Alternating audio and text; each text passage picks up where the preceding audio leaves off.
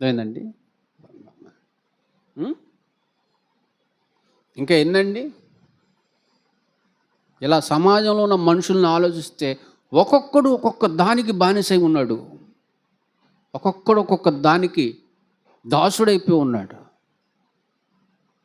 దానివల్ల లాభం లేదని తెలిసినా దాన్ని అనుభవిస్తున్నప్పుడు ఏం ఏం గుర్తుండదు, అన్నీ మర్చిపోతారు. తర్వాత బాధపడుతుంటారు, అయ్యో దానికి పెట్టే డబ్బులతో ఏమైనా కొనుక్కొని ఇంటికి వెళ్ళి ఉంటే నా భార్య పిల్లలు చక్కగా సంతోషంగా ఆనందంగా తినేవాళ్ళే.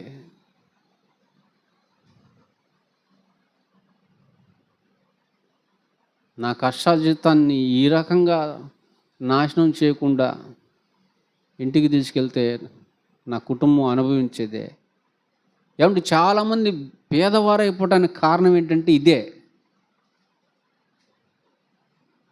500 సంపాదిస్తే 500 ఇంటికి తీసుకెళ్ళరు, అట్లా పేదవాళ్ళు అయిపోతారు. అయిపోయి మమ్మల్ని పేదవాళ్ళకి ఎందుకు పుట్టవచ్చావయ్యా,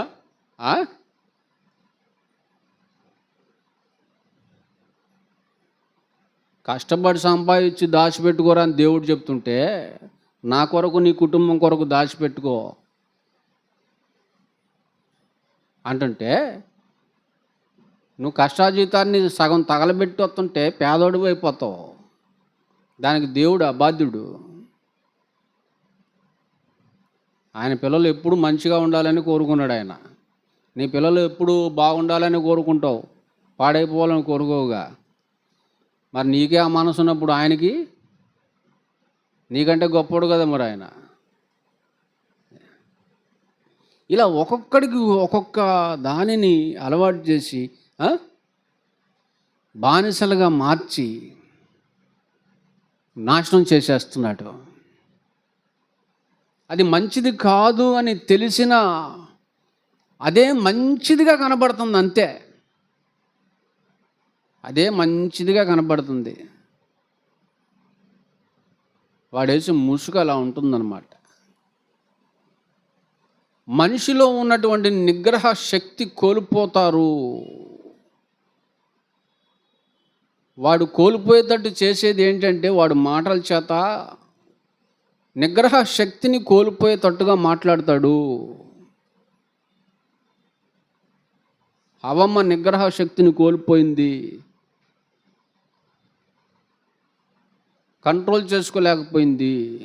తన శరీరాన్ని, తన చూపును, తన వాంఛను, తన కోరికను అదుపు చేసుకోలేకపోయింది.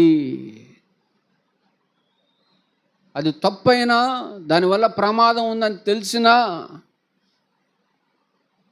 ఏమండి అది మంచిగానే కనబడుతుంది కంటికి.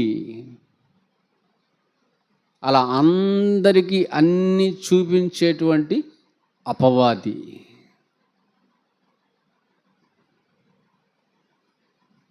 వ్యభిచారం చూపిస్తాడు.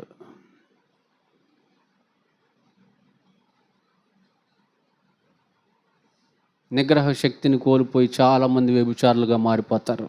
భార్య ఉన్న పొరుగువాని భార్యతో, భర్త ఉన్న పొరుగువాని భర్తతో ఇట్లా వ్యభిచారులు అయిపోతారు. భర్త ఉండి భార్య వ్యభిచారి, భార్య ఉండి భర్త వ్యభిచారి. కొన్ని కుటుంబాల్లో అయితే ఇద్దరు దారి తప్పుంటారు, ఇద్దరు వ్యభిచారులే.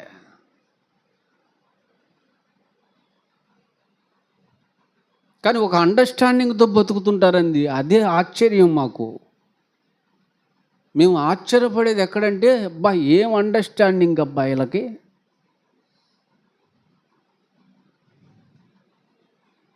ఏందయ్యా ఇది అంటే, ఒప్పందం అన్నా. ఏంటి ఒప్పందం? పెళ్ళిలో చేశారుగా ఒప్పందం. ఆ ఒప్పందం కాదు, మళ్ళీ వీళ్ళిద్దరు చేసుకున్నారు ఒప్పందం. ఏంటి ఆ ఒప్పందం? నేనేం చేసినా నువ్వు అడగకూడదు, నువ్వేం చేసినా నేను అడగను. ఓకేనా? నేను ఆడుతూ పోతా, నువ్వు అడక్కో. నువ్వు దాంతో పో, నేను అడగను. సరేనా? ఓకేనా?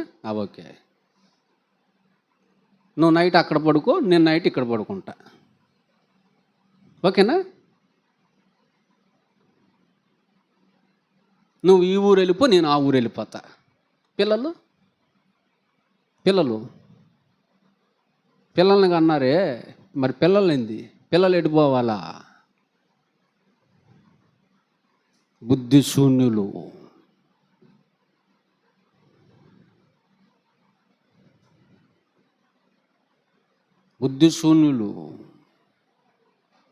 బుద్ధి ఏమైపోద్ది?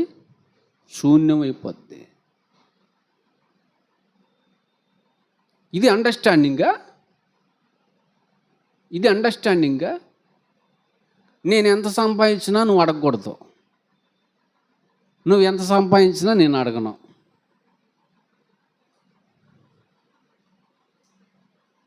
నాది నువ్వు అడగకూడదు, నీది నేను అడగను.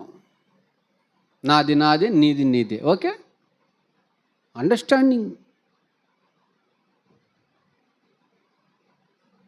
ఇద్దరు పిల్లలు ఉన్నారనుకో, ఈయన్ని నువ్వు చూసుకో, వాడిని నేను చూసుకుంటా. ఏం అండర్స్టాండింగ్? ఇలా బతుకులు బలైపోయినాయి, కుటుంబాలు సర్వనాశనం అయిపోయినాయి. దీని అంతటి కారణం ఎవరు? వాడిని గనక ఎవరన్నా ఏమనంటే వీళ్ళిద్దరు ఊరుకోరు.